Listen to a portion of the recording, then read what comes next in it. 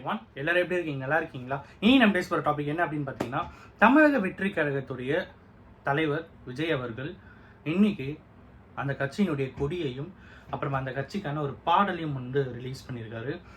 அந்த கட்சிக்கான கொடி எப்படி இருந்தது அப்படின்னு பார்த்தீங்கன்னா, டாப்லேயும் பாட்லேயும் வந்து ரெட் கலர், மிடில் வந்து எல்லோ, அது ரெண்டு சைடு யானை வந்து முன்னாடி ரெண்டு காலை தூக்கிட்டு இருக்கிற மாதிரி, நடுவில் வந்து வாகைப்பூ இருக்கிற மாதிரி ஒரு லோகோ. ஓகேங்களா? ஸோ இதுதான் வந்து தமிழக வெற்றி கழகத்துடைய சின்னத்துறை கட்சியினுடைய கொடி அப்படின்னு சொல்லி ரிலீஸ் பண்ணியிருக்காரு.